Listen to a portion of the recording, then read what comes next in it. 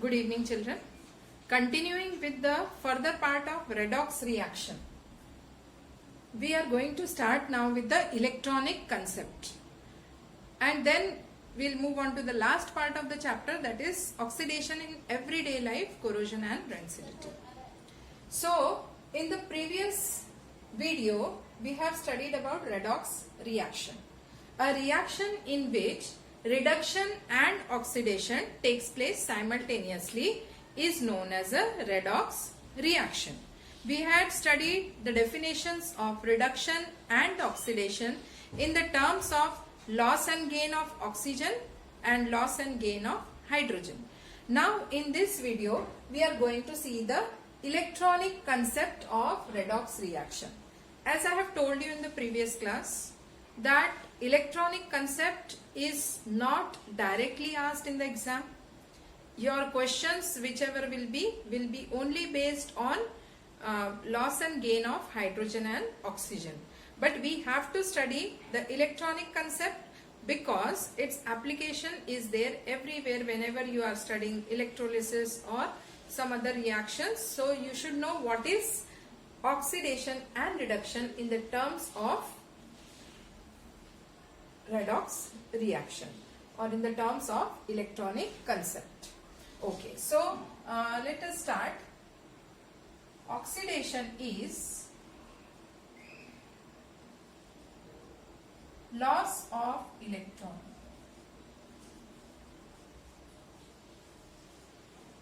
or we can say it is a process in which oxidation number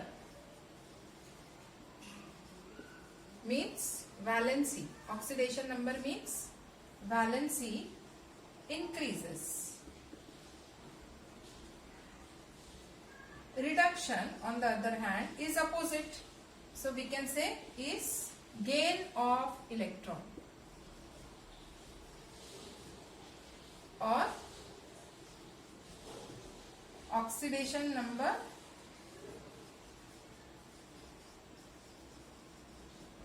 decreases means valency decreases. Now let us understand this with examples so that it becomes very clear. Oxidation is loss of electron or we can say it is the increase in the valency. Reduction is gain of electron or we can say it is decrease in the valency. Now let us see with this with the help of an example.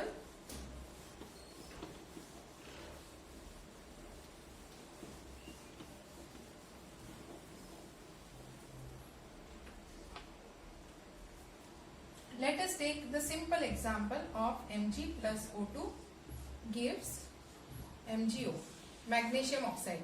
Magnesium ribbon is burnt in the presence of oxygen to give magnesium oxide. So 2Mg plus O2 gives 2MgO. Now children, remember that the valency or oxidation number or oxidation state, it is one and the same, valency or oxidation state. So in the element form, the valency is always 0. So magnesium is an element, oxygen is also an element, its valency will be 0 or its oxidation state will be 0. Oxygen same way, its valency will be 0. In the compound form, we have already studied the list of cations, anions, the charges. So valency of magnesium is +2 and oxygen is -2. Now you can see in this equation the valency of magnesium is changing from 0 to 2 plus and that of oxygen is changing from 0 to 2 minus. Now let us see why this happens, how this happens. So magnesium, its electronic configuration is 2A2. The atomic number of magnesium is 12. So its number is 2A2. Configuration is 2A2. Now in order to complete its octet, it loses 2 electron. So loss of electron can be shown as +2 electron on the right hand side, that is the product side. They are lost. So if 2 electrons from magnesium are lost, it will gain 2 positive charge. So this is how magnesium, which was having valency 0, changed to valency 2 plus. On the other hand, if we see oxygen, oxygen has configuration 2, 6. Its atomic number is 8. It will complete its octet by gaining 2 electrons. So it gains 2 electrons and it becomes oxygen with 2 minus charge. So in this way magnesium becomes Mg2 plus and oxygen becomes 2 minus for completing their octet. Here if we write the configuration of Mg2 plus, it is 2, 8. And here again it will be 2, 8. So 2 electrons are lost by magnesium which are gained by oxygen. So in this way a compound is formed between magnesium and oxygen. So if we see the half reaction means magnesium losing 2 electrons, then we can call it as oxidation. Just now we have seen the definition of oxidation. It is loss of electron. And oxygen, what it is doing? It is gaining 2 electrons. So this is gain of electron. So we can call this as a reduction. The other definition we have seen, increase in valency and decrease in valency. So magnesium, the valency is increasing. From 0 it is becoming 2 plus. And oxygen, the valency is changing from 0 to minus 2. Minus 2 is a smaller number as compared to 0. So here the oxidation number is increasing or valency is increasing and it is decreasing. Oxidation number is decreasing. In terms of loss and gain of electron, magnesium is losing 2 electrons. So the process is an oxidation reaction. And here oxygen is gaining 2 electrons, so it is a reduction reaction. Now let us come on to the overall reaction. So magnesium loses electron and oxygen gains electron. So magnesium, we can say it undergoes oxidation, or we can say magnesium is oxidized and oxygen is reduced, or it is undergoing reduction. So magnesium undergoes oxidation, oxygen undergoes reduction. Now if we again go back to the definitions of redox reaction which we have seen before, that is loss and gain of hydrogen, loss and gain of oxygen. So according to that, we can just think that magnesium burning of magnesium ribbon is an oxidation reaction. If we only follow that definition, then we can say that it is only an oxidation reaction. But children, last class I have told you that neither oxidation alone can take place, neither reduction alone can take place. If oxidation is taking place, reduction has to take place. If reduction is taking place, oxidation has to take place. Means both of them occur simultaneously, and that is why we call it as a redox reaction. So here we can see, when we study the electronic concept, then it becomes clear to us that oxidation and reduction, they are taking place simultaneously. So who is getting oxidized? Mg. Mg is getting oxidized and oxygen is getting reduced. Or we can say oxidation of Mg has taken place, reduction of O2 has taken place. So it is a redox reaction. So it is very important to understand the electronic concept of oxidation and reduction also. Now let us see some other examples.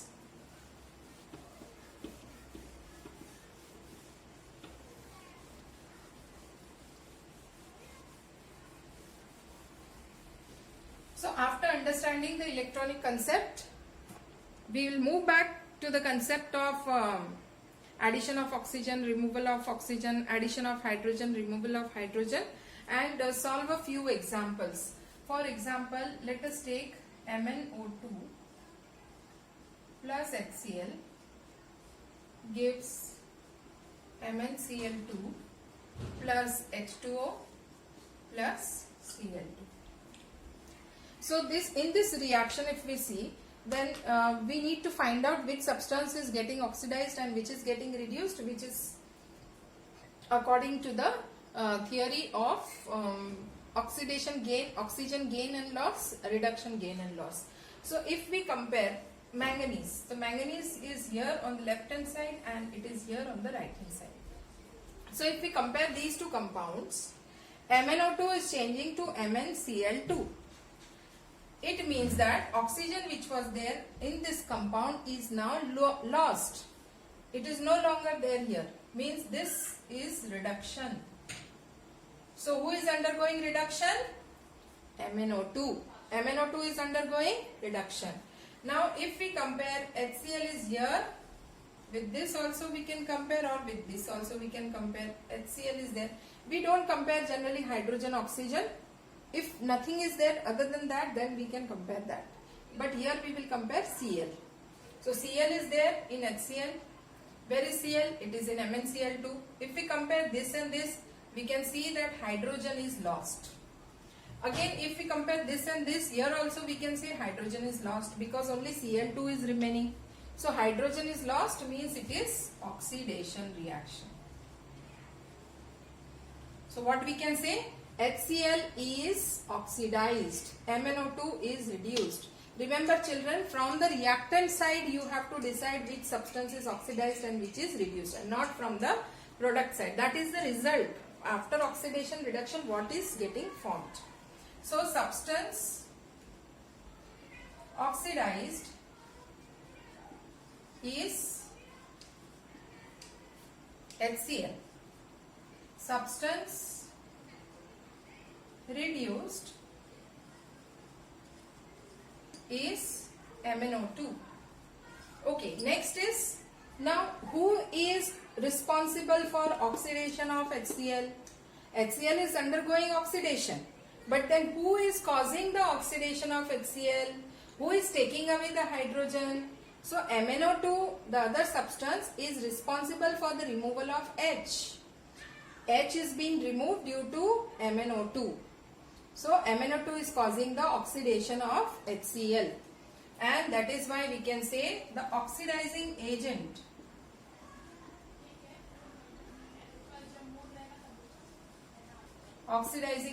is MnO2. And who is responsible for causing reduction of MnO2 is HCl. So it is the reducing agent. That which is responsible is known as the agent. So agent is HCl.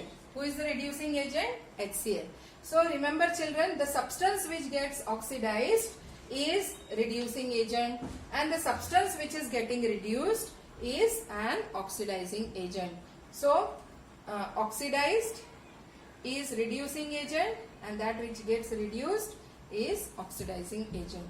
So with this example, it is clear how to find out the substance oxidized, substance reduced, oxidizing agent, reducing agent. This is a very important type of question which comes in the board exam.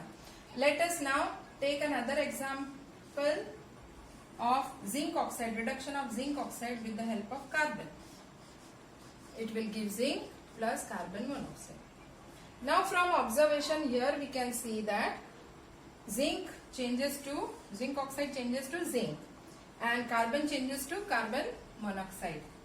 So here we can see that oxygen got removed, so this substance is getting reduced, and carbon is adding on oxygen, so we can say it is getting oxidized. If zinc oxide is getting reduced, means which agent it will be? It will be oxidizing agent. And if carbon is getting oxidized, it will be reducing agent. So in this way you can write for this reaction also. Substance oxidized for this reaction is carbon. Substance reduced for this is zinc oxide. And then which is the oxidizing agent? Who is causing the oxidation of carbon? It is zinc oxide. And who is causing the reduction of zinc oxide, that is the reducing agent, will be carbon. So in this way, for any equation you can find out all these four: substance oxidized, substance reduced, oxidizing agent, reducing agent. Here we are applying only the concept of hydrogen and oxygen. Redox reaction in terms of gain of hydrogen, loss of hydrogen, gain of oxygen, loss of oxygen. The electronic concept we have discussed in order to understand. Some reactions may be where hydrogen and oxygen are not present in the equation, but still it can be a redox reaction. But that is out of your syllabus part, so we will not take those examples where hydrogen, oxygen are not there. You have to apply the concept of redox in terms of oxygen and hydrogen. Electronic concept, for the further chapters where the application will be, I will be discussing again. Okay children, so this is all about redox reaction. Now let us go on to the last topic of the chapter, that is oxidation in everyday life. So till now we have seen what is oxidation, what is reduction, but where is the application? Where all do we see oxidation taking place in everyday life? So for this we have two important concepts.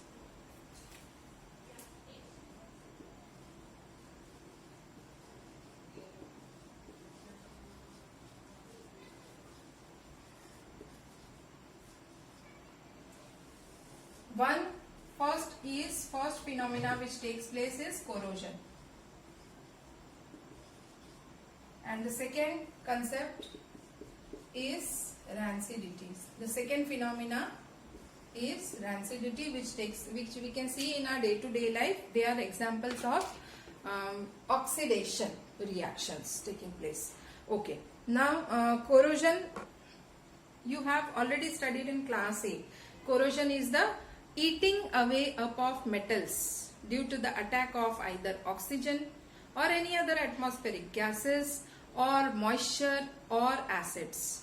So any metal, when it is exposed to any of these factors, that is oxygen or any atmospheric gas or some moisture or acid, then the metal slowly it gets eaten away, and that eating away up of metal is known as corrosion.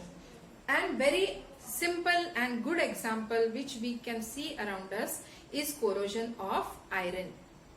Corrosion of iron is also known as rusting of iron. Now what is rusting? Rusting is the formation of reddish brown flakes on the surface of iron metal due to its exposure to oxygen and moisture. So children, if we see around us, we can find many iron objects which undergo rusting or corrosion. Here I have some sample. You can see these samples. Have a closer look. You can see the reddish brown spots on the surface. This is an iron flake which has already got corroded. It has come out from the part of the object of which it was earlier. Now it has got rusted. This is all rust. You can see another sample I am having over here, and also I have a screw over here. You can just have a look at the screw. This also has got rusted. So this is rust. Children, the term rust is utilized only for iron.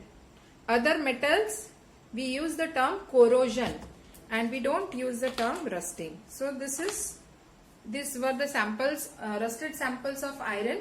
So you could see how the reddish brown layer has been formed. It is iron oxide. Iron changes to iron oxide when it is exposed to atmospheric gases, mainly oxygen and moisture. Other examples also of corrosion we'll see in metal non-metal chapter more in detail. So there is a part of the chapter corrosion which we are going to see again in metal non-metal chapter. Then how to prevent this corrosion? Why should we prevent this corrosion?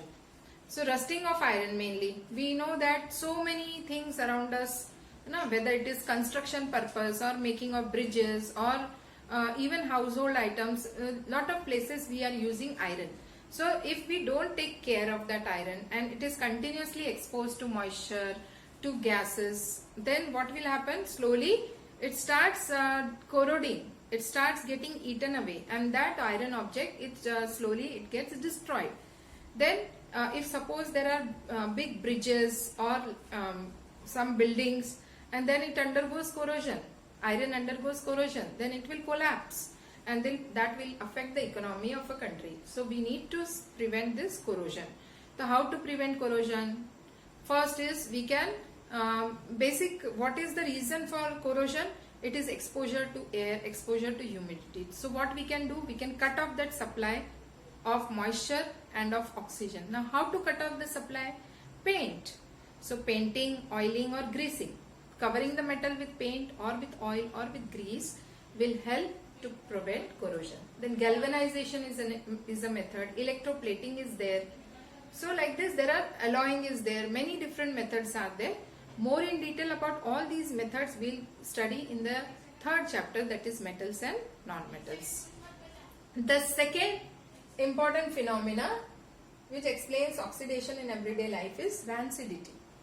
Rancidity is the aerial oxidation of oil and fat containing food which renders a bad taste, odor or color change of the food. Aerial oxidation of oil or fat containing food. So oil is there, butter is there, ghee is there, or any fried food. If it is left for long period of time in contact of air, then slowly its color changes, its odor changes, it starts smelling foul, and its taste also changes. Now, we have experienced this at the time of some festives or like that. We prepare many fried items, deep fried items, and then if it is not eaten for a long time and if it is just kept like that, then what happens, you have might have seen this, the color changes, odor changes, the taste also changes, which we don't like. I have a sample over here to explain rancidity to you. We must be using earthen lamps at the time of Diwali. So it so happens that so many days we are lighting the diyas and we are keeping it out around the house, and in that process many a times the diyas are left out for long period of time. So slowly the oil of the diya comes in contact with the air of the atmosphere and then it start becoming rancid. So here you can have a closer look of this diya. You can see there is some thick oil at the base of the diya which is sticking to its surface, and that has become very thick.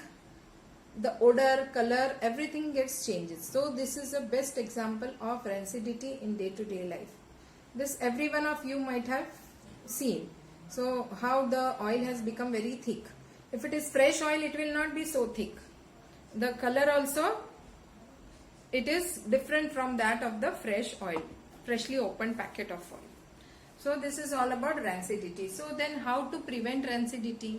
The main culprit which is causing rancidity is oxygen.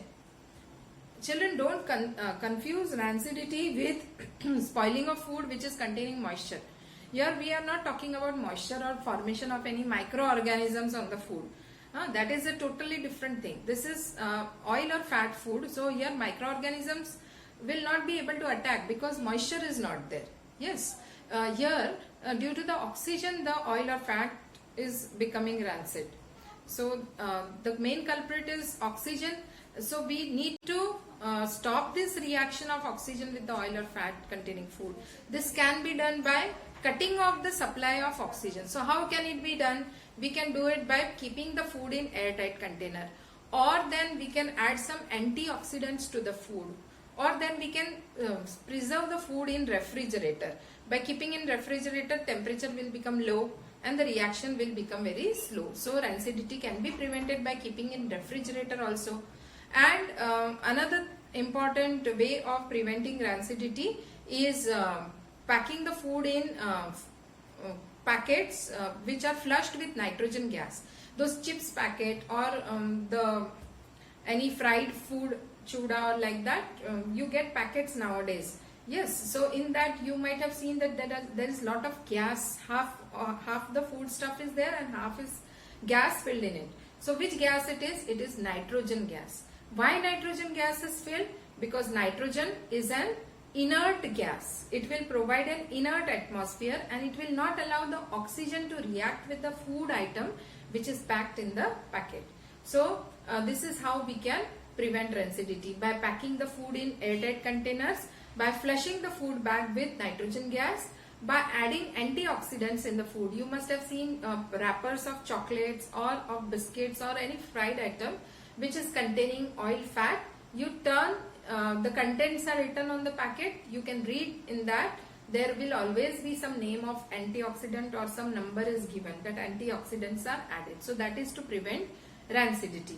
and then you can keep in even in refrigerator to slow down the reaction. So these are the ways how we can prevent rancidity. So we have discussed two things. One is corrosion, a phenomena of oxidation in everyday life, and rancidity, another phenomena of oxidation in everyday life. So I hope so you have understood both the concept. We have seen the electronic concept of redox reaction, we solved some examples, and then we moved on to the two different phenomena, corrosion and rancidity. So here our first chapter comes to an end, children. If you have any doubts, you can ask me personally, you can WhatsApp, or you can give a call to me and you can get your doubts cleared.